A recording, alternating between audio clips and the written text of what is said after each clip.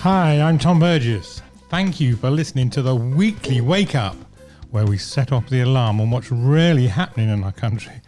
But as we start saying, we don't really know. It's been another crazy week, so I don't think anybody knows really what's going on. But today we're going to be talking about child poverty and how the government is in denial. We're going to be talking about climate change.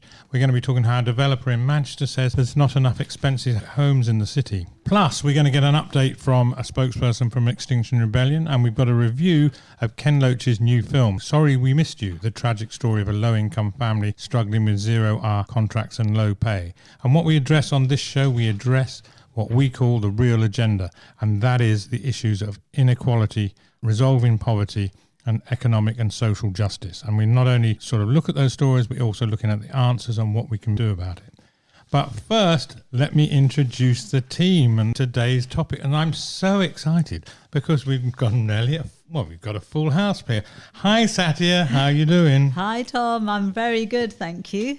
Good. So what's been up with you then? What are you going to talk about today? Well, today I'm going to look at a piece of research that was carried out by the Child Poverty Action Group, the CPAG, on behalf of Tower Hamlets Council in East London. And they looked into how universal credit affects claimants. That's great. Okay. And then we've got Oliver.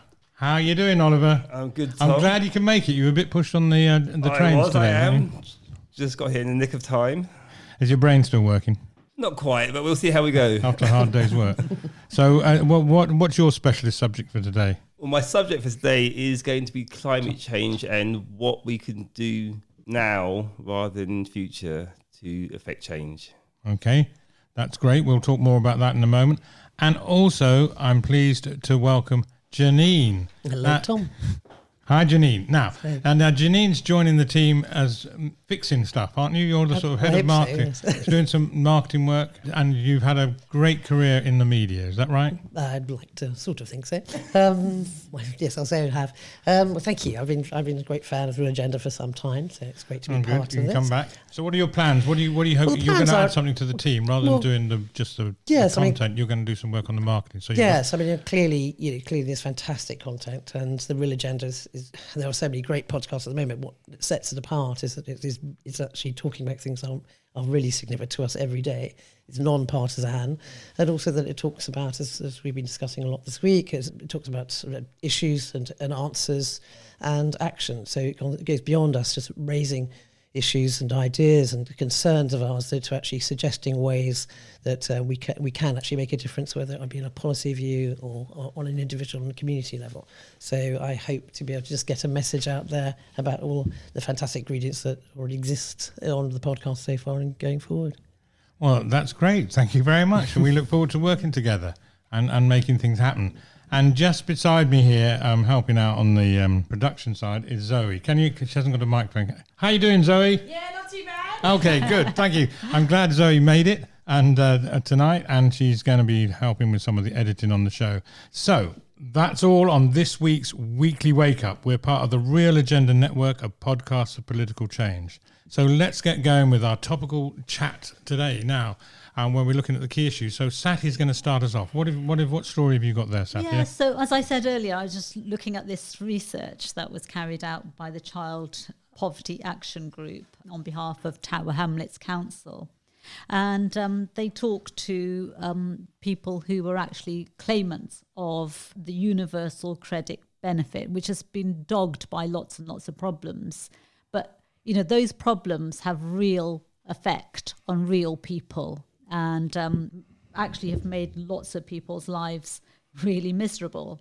So Tower Hamlets, which includes the Docklands, is home to major banks and corporations, and it has pockets of extreme wealth next to pockets of extreme deprivation. So it's quite an interesting borough from that point of view, but it has the highest levels of child poverty at 43% of children living in poverty in that borough. It has the second highest levels of unemployment and very high rates of long-term illness. And universal credit has been in place there since 2017. But what this study has found is that it causes high levels of difficulty for people who are living with this universal credit. So what they've said is that they're financially worse off. Parents are saying that because of their financial difficulties, it causes real conflicts between partners. It causes stress and, the whole issue about guilt of not being able to provide for their families, for their children. Is this from the universal credit, the main issue, universal credit, or just low incomes? The research looked at claimants of universal credit. So it's really focusing on those people who are living with these benefits. And I think the main problem has been the way that the benefits have been rolled out. But it has really affected people. So people are really struggling. And, what researchers have been told is that people are having to parents are not eating properly. They're not buying themselves clothes. They're not going out anywhere. So they've got no social life because they want to make sure that their children aren't going hungry. And in this day and age, 2019 in the UK, that's not acceptable. Well, I mean, that's one of the things we find here on the Real Agenda network is that with this, we get constant stories like this every week, every day. And it's how we focus on resolving that. Well, I think clearly it's the most shocking thing to hear that we've got that level. We've got this amount of poverty we have in this country, over 14 million now, and of which I think it's about 8 million being children.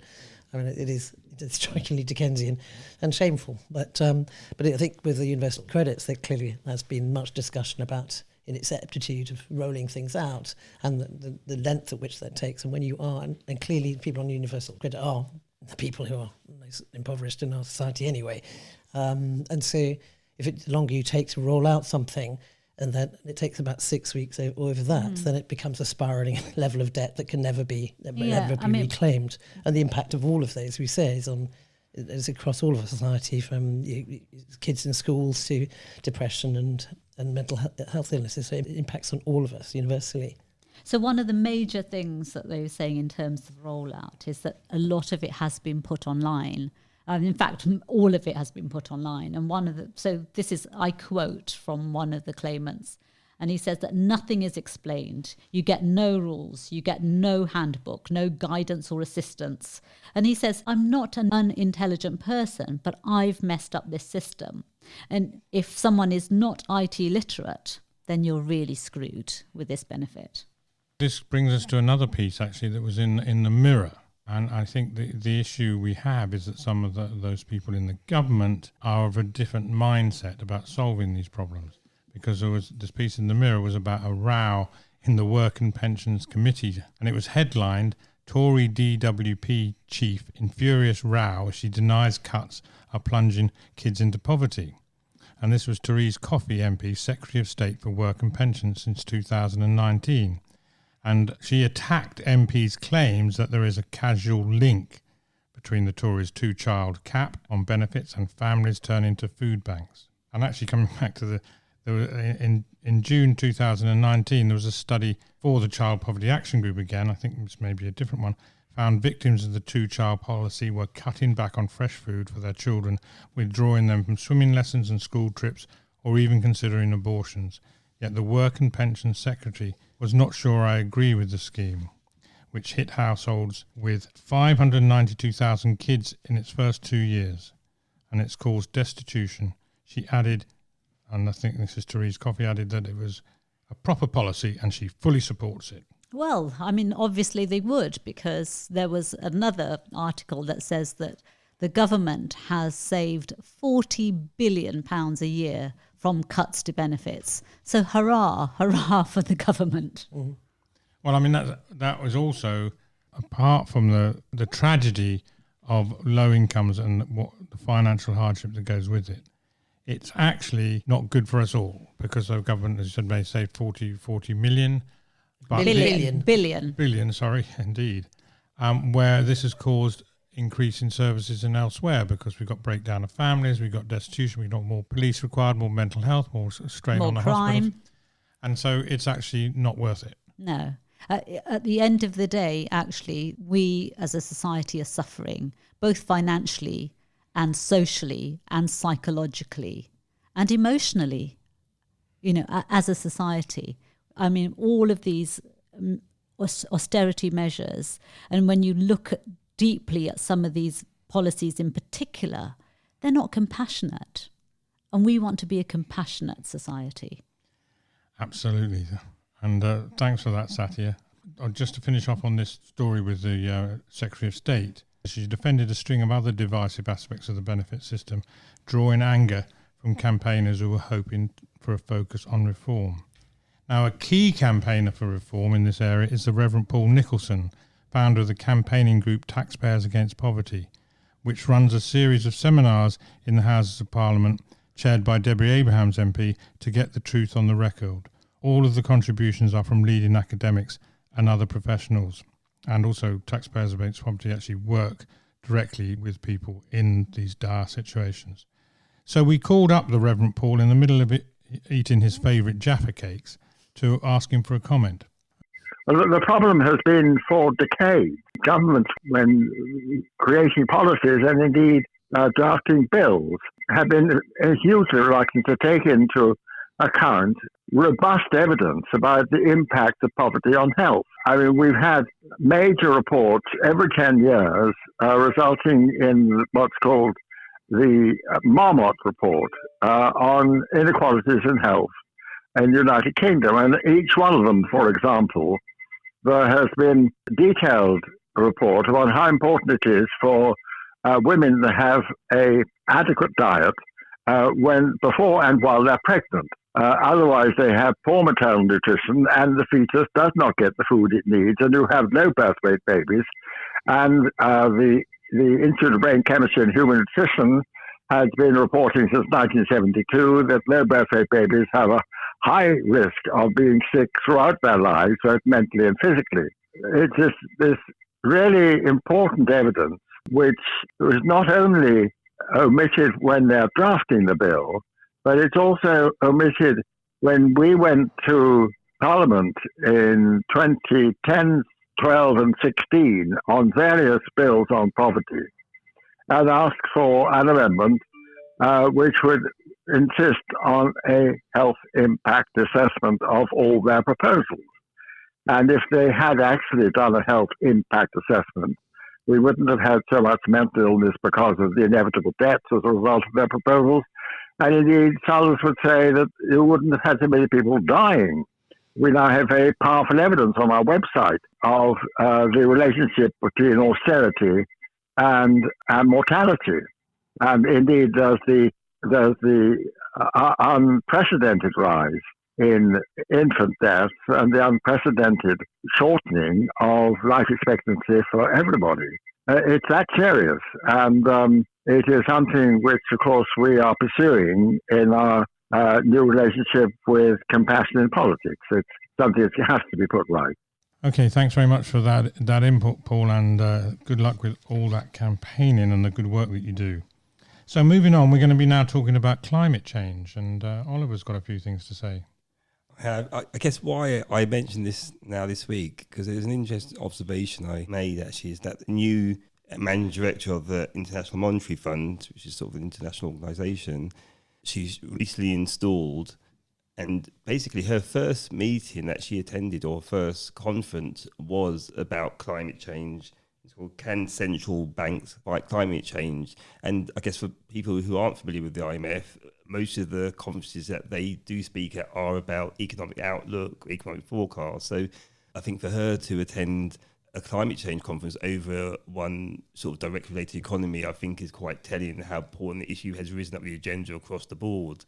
And I think a report I saw recently, can't recall the research company, but basically it was detailing companies need to act now in a much more aggressive way in order to deal with the issues of climate change. And that I think there was a figure of sort of $1.5 trillion in losses if they don't act now, as opposed to leaving it to later down the line.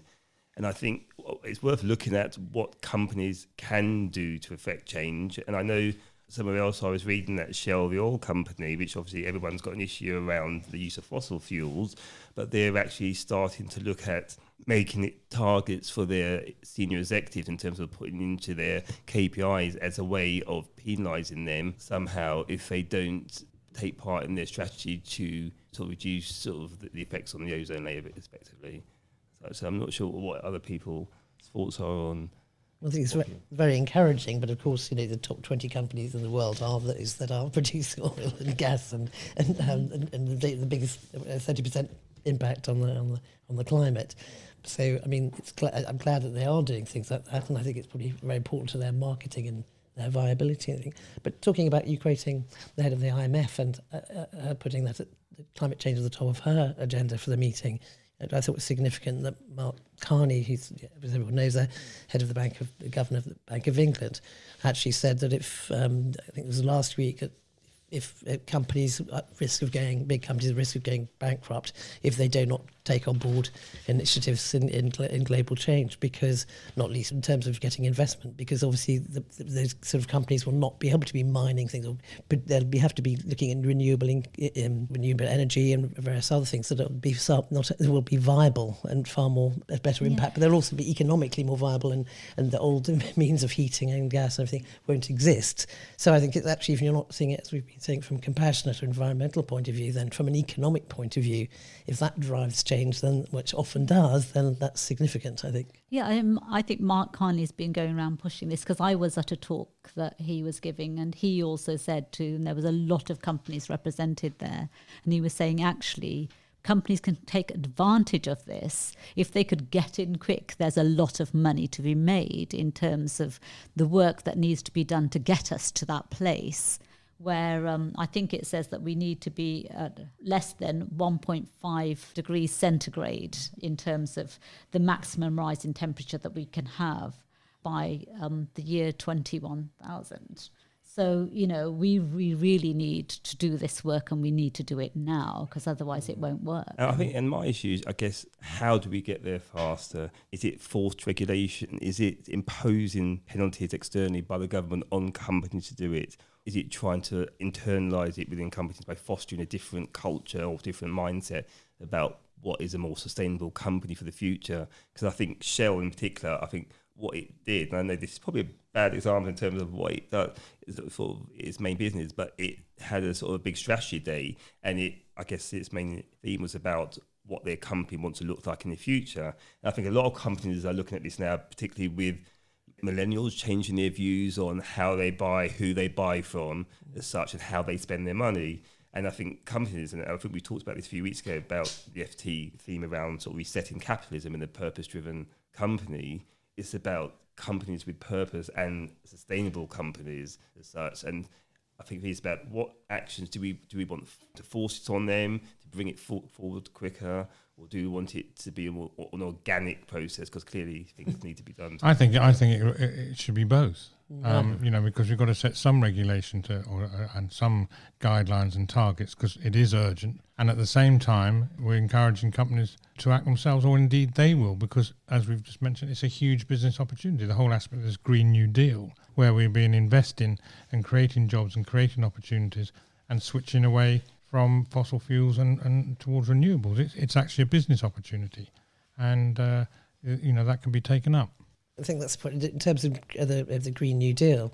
I mean, they're speculating that there will be potential for 250,000 new jobs by 2030, I think it is. And so this is also how we can see by how our high street is, how AI is, how all of these things are affecting where our jobs are going to be in the future. Then clearly in the green and renewable energy areas, it's going to be in there. So if I was training now or going to university now, I'd be doing this. And I've just got a figure here. I mean, it's not to sort of negate what companies have done already, because according to sort of Bloomberg NEF, which is a research firm, $2.6 trillion have flowed into low carbon energy alone since 2010. So there is stuff being done. Yes, absolutely. Such, but it's about how aggressive do we want to get if we really to move the needle. Yeah. And it's always keeping it on the agenda the whole time. For example, there's a report by the government's Committee on Climate Change, and they were saying actually the Climate Change Act came into force in 2008, and Britain became the world leader in clean power. But actually, a decade later, the investment into that area has just slumped. So we need to do some work to put that back up again. But also, there are lots of things happening. So for example, it also talks about smart meters. 12 million smart meters have been installed in small businesses and homes around the country. And they're saying that those devices could cut 30 million tonnes of CO2 emissions by 2030. So that would be great. And even, the low carbon vehicles, is it called, how do you say it? The ultra low emission zone. It's a green card. ULEZ. ULEZ. I only got charged with that. ULEZ in London. And they were talking on the radio yesterday, they're saying that already 40% of emissions have been cut in London. Oh, wow, so yeah. these things actually do work. Absolutely. And we need to do more of it. Absolutely. I think going back to your question, it's should it be government or should it be it comes from companies or and as Tom said, both. And I don't think it's actually whether it should be either. It has to be. I mean, we don't need David more of that to know. We are in a really bad situation, and I'm not being sort of alarmist. We clearly are. So and I think it does. We have to be making changes now, but we're also trying to point out here that not only there's social implications to it, but there are economic benefits to all of this, and there are jobs and all these. Going back to the real agenda is actually not looking just at the negatives, but there are also some incredibly positive things happening, and we see it in supermarkets now, and the belief that the individual can make a difference. We make a difference every time. The best recycled bottle is the one you don't buy, which is the best quote I've heard on it. But in terms of the Imperial College, I think maybe a couple of months ago was saying what more could be done in a study they were doing, and it's just, I hate this word, but raising the narrative. The consciousness is there. We know everybody cares, but it's actually really being specific. This is what you do if you don't take that ride. You don't do, exactly. And we need to bang on about it more. This is what you save when you turn off the lights. Or but it's also about penalising companies, I think, if you're not seen to be doing things. Because I think one of the dangers is, I think similar to, I guess, the diversity debate is about it being seen as something corporate you do just to get the corporate message across. If reality is quite different, and I think there are companies out there that can put in place measures to track non-financial factors such as environmental, social and governance standards, and if they're not reaching a certain level, you can penalise them. Corporate responsibility. Yeah, and the triple bottom line, so we're not just talking about profit. Yeah, talking about profit with a purpose and environmental and social issues. Okay, well, we're going to let the last word on this go to Zach Polanski from Extinction Rebellion, who we didn't get to talk to last week, but managed to get hold of him today. So we're just going to hear a few words from him. And as he reminds us, he wasn't too keen on what happened on the public transport system. Yeah, that was such a shame, wasn't it? I mean, such a great organisation making such an impact, and doesn't it always happen that people do great work and then some minority of silly people do something? It's just that the really guy who was on the top of the train and they pulled him down. Luckily that wasn't Zach, because he didn't agree with that at all, but I know. Let's just listen to what Zach's got to say. I really wanted to ask Zach, what are the demands of Extinction Rebellion? So essentially there's three demands, but all around it, it's about telling the truth. That's the first demand. So that's getting the government to declare a climate emergency and to halt biodiversity loss. Of course, in the April Rebellion, they did, Parliament declared a climate emergency, but the government haven't yet done that. So that would be the first one, to call on government and media to tell the truth about what's happening to our planet and to the climate. The second one is to get carbon emissions to net zero by 2025. So there's lots of ways to do that. More with my Green Party hat on than Extinction Rebellion hat on. That's about things like insulating homes, about promoting cleaner public transport, about reducing aviation expansion and that kind of thing. And the third thing is beyond politics. That's about setting up a citizens' assembly. So this is like a little bit like a jury. By setting up through sortition, members of the public who would listen to experts on all sides of the argument before making decisions. And that would be a way of getting us through this current crisis, because we think it's too important for politicians with vested interests or people who aren't accountable under a first-past-the-post system to make these decisions. So that's the idea of a citizens' assembly. So those are the three demands: to tell the truth, beyond politics, and carbon emissions to net zero by 2025. Now, though some people would be, right behind you on particularly on getting to zero emissions, a lot of people will say that's a very tight timetable. What do you say to that? I think it undoubtedly is a tight timetable. I think there's also a really good point that no one ever hands their homework in on time. So if you're doing it as soon as possible, it encourages everyone to get moving and get moving quickly. But what I'd really say kind of in return is we don't have time to wait for a not tight timetable. For decades, we've wasted and we've squandered. And even when we look back on this decade that we're about to, finish as we approach December, we've spent a lot of it talking about Brexit and endless conversations about Brexit, and we've lost years of talking about climate change and how we're going to deal with the climate catastrophe. So I think it is important there's a tight time scale, and actually we need to start making change now. I also think there's a social justice argument. I've certainly been guilty of saying in 12 years' time we're going to start really seeing the effects of climate change, but actually there's communities all over the world who are really feeling those effects now, and frequently they're communities that are from lower socioeconomic backgrounds. So we're talking about Bangladesh being underwater or whole areas of Horn of Africa being uninhabitable, and particularly the effects on indigenous communities as well in the Amazon rainforest, for instance. So I think we really need to be taking that action now because we need to be worrying about other communities and not just our own.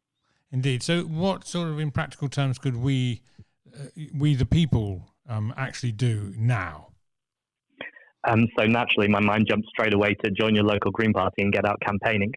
But if we're talking about kind of personal change over systemic change, I think people could look at their dietary habits. So going vegan is something that massively needs to be encouraged, I think, or at least having a meat-free Monday. So wherever you are on that spectrum, making some change. To pledge to take less flights, I know for some people to go flight-free will be very difficult. But to look at, particularly if someone's working in business, how can we avoid flying all the time and look at actually can we be doing more conference calls? Reducing our use of plastics is another obvious one. But these are all some kind of small fry on the personal change. Really, this is about systemic change. And the best thing any individual can do is get involved with the campaign to make governments, organisations, corporations and institutions change their habits, because that's where the real change is. Okay, so I know you're working on all these things within the Green Party. What's next with Extinction Rebellion? So I'm personally taking a pause with Extinction Rebellion, and that's partly because of what happens on the tube network.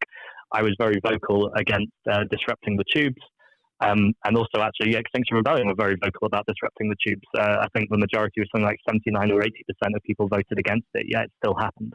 I think that's problematic for the organisation, and as much as I want to deal with the climate emergency, I also a great believer in democracy, and so it doesn't mean I'm pulling away from Extinction Rebellion, but I just want to make sure that we have some really deep reflective conversations, both that have come up in the media about race and class, but also about this idea of democracy and who's making those decisions and who is accountable and responsible. And before those things are settled, I can't see myself personally getting involved in any actions. I know that I think the next kind of big rebellion is scheduled for April, so I'm hoping we've got a few months to look at what we can do about that and to find a better system that works for everybody. Thanks very much for that, Zach. Now we're nearly at the end of our show. We've got a couple more things. And one of the things is I just wanted to mention, I come across this article actually in The Guardian, and it was actually quoting a developer in Manchester and how they're building lots of skyscrapers in Manchester. And it also did quote there were some comments because Manchester was giving in to these developers and building all these properties. And actually one of the developers said there's just not enough expensive homes in the centre of Manchester. So I think that was whether that was the direction that they were going. That's what we need, more luxury homes. And so he was planning to build more of them, which is rather unfortunate, but that's a whole other story on social housing, which we will continually talk about, and we will talk about at another time. So just to finish off, we're very lucky. When I was talking to the Reverend Paul Nicholson earlier, he was actually invited by Ken Loach, the director of the film Sorry We Missed You, to do the premiere this week, which he went along to, and he said it was a tragic story, which we'll describe it in a moment, and it's a tragic story of low-income families struggling on zero-hour contracts and low pay. So let's listen to what Paul's got to say about it. It certainly sounds like a film worth seeing, but definitely not a happy one. Yeah, last night I went to Ken Loach's latest film, Sorry We Missed You. And the Sorry We Missed You is the note that a lorry driver or a delivery van, like Sainsbury's delivery van or Amazon delivery van, leaves in every house when they couldn't actually deliver a parcel or they've left it under a bush or something. And That's what the title means. And it was a very uncomfortable, powerful film to watch. From the very beginning, I felt a tremendous sense of threat, and there was going to be some disaster before long. And so we have this ordinary, very nice family of decent working people, and the mother and the father have to work in order to pay the mortgage. And she works as a care person, a care worker, working for old people and people who are sick. And of course, the conditions on her employment are that she can only work for 15 minutes in each of them, and she doesn't have time to travel from one to the other. And the pay is appalling. And the lorry driver worked for a company delivering parcels, and he had a schedule which simply had to be kept up, and a very, very cruel management, which insisted. Of course, the problem emerges into the impact on the whole family of very harsh working conditions.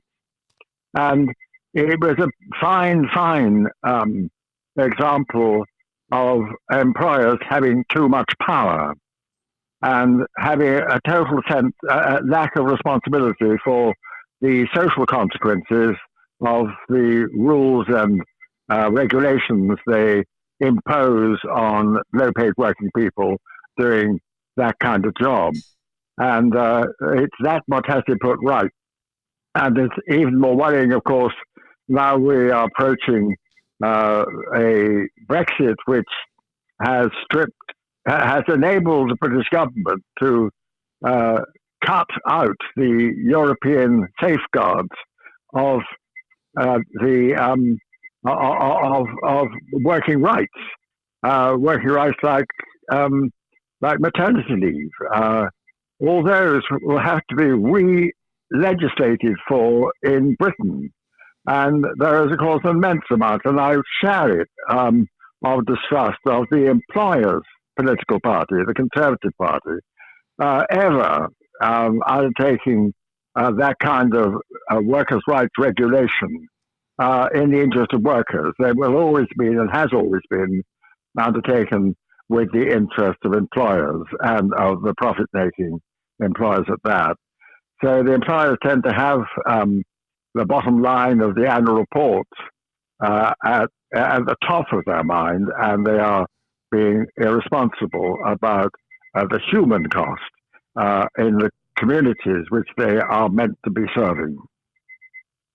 So it's a very powerful film then, Paul. Very, very powerful indeed, and very moving, and a very loud silence at the end of it, and it took us some time to get round to clapping, because the clapping was very, very positive when it got there, but we were quiet for a while after it all.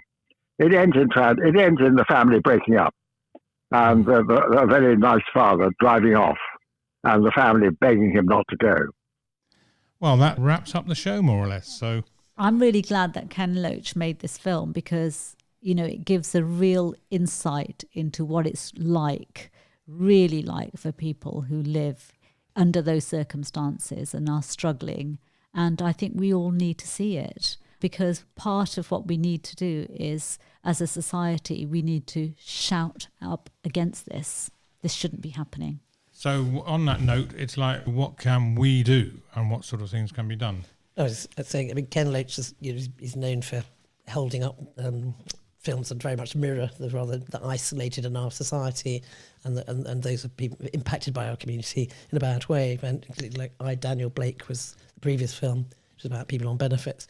I think the content of this, as Paul alludes to in his review, is that that you get into this spiral, as we were suggesting earlier, in poverty. But here's somebody who we have a responsibility. We buy anything from a company that's delivering things, whether it be Amazon or all these other ones, that there is a whole load of people out there. Certainly, we've heard recently in the news at Amazon, just horrific ways of people treating their staff there in order to hit targets.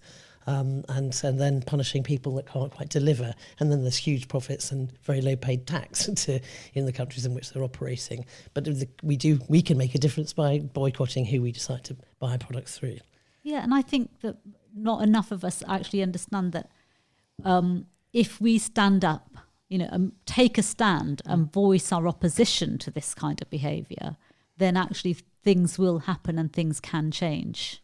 Indeed they can, and it's also, we're talking about what we can do, but what can be done. And this is the frustration with the political environment at the moment. We're not talking about the issues that are really helping the 14 million people in poverty. And yet, if we said, well, we're going to put up the minimum wage so that it was a real living wage, if we said we were going to cancel no council tax for those tenants, people who are tenants, which is what it always used to be years ago, if we did that, if we encourage more community land trusts, so the cost of affordable housing was more housing was affordable because the price of the land was taken out of it, and then property would be cheaper, rented property would be cheaper, and so on and so on. So there's a few sort of key policy decisions that could be taken that make a significant difference. It's like changing the council tax ban, so we're actually capturing more of the value of people further up in more expensive properties. So there's things we can do, and we've got to encourage our politicians to do this and really push that's what's going to happen. So there are definite policies that will make a huge difference to the millions of people suffering. I think it's looking at both ends of it, from the corporate down to the community. I mean, certainly local councils, you can join up many community groups, or certainly a council like part of in Hammersmith, they are very actively fulfilling a green agenda and inviting all the residents to take part in it. And we see evidence of it changing our lives and our streets already. So it's from the bottom up and the top and the other way around. It's about those groups coming together. I think just to the point that Satya made in her first topic about Tower Hamlets, you mentioned it has extremes within that borough. You've got this, the financial community, and you've got the poorest people. We should be all working together to make everyone on a level playing field. Yes, we have the government playing their part, but those companies, banks, etc., should be not so divorced from the communities in which they're operating in. Yeah, as we were saying earlier, actually off air, one of the problems we've got at the moment is that Brexit has really taken a stranglehold on all political activity, real political activity in this country for 3 years, and that's such a shame. But also that actually the opposition isn't shouting loud enough. Yes, certain parties have certain ideologies, and actually in order to manage that, then the rest of us have to shout louder and say this is not acceptable, and we can do that. You keep shouting, Satya, and get the rest of the people shouting. And if we have to continue more civil disobedience or other activities on the street to really bring change, it's crucial, it's urgent. Anyway, folks, that's, as they say, all we've got time for. So that's the show for this week. Thanks very much for joining us. We hope we've woken you up a bit and helped inform and inspire you, and you want to get involved. You can find out more about us on the realagenda.org, or you can contact us at info@realagenda.org. And on our website, you can sign up for our new newsletter that will be out soon, a regular newsletter which will give you great updates on how you can get involved, what's going on, and how you can make things happen. So what's up next on the Real Agenda? Well, coming soon, we've got, would you believe, Profit for Purpose with Julian Richer, the founder of Richer Sounds. We had such a great conversation about what needs to be done and what could be done and what he's doing, that we're actually making a series of 3 podcasts on that. And of course, next Friday, we're back with the weekly wake up. So thanks very much indeed for listening. It's a special thanks to our sponsors, the Reverse Media Group, one of the fastest growing search and media companies. Find out why at reversemediagroup.com. Don't just take our word for it. Reverse Media Group was just listed as the 9th fastest growing private tech company in the UK. So that's goodbye from everybody then. So say goodbye. Bye. Goodbye from me, Satya. And goodbye from Janine. Bye from Oliver. And how are you doing over there, Zoe? All right. Good. Bye. Thank you. You'll be getting editing soon. That's great. Anyway, so one thing is certain. People want to see change to a more compassionate and just society. as well as more courageous politicians that are prepared to do the right thing for people over party. It's urgent, and it's up to us to make that happen. That's The Real Agenda. I'm Tom Burgess.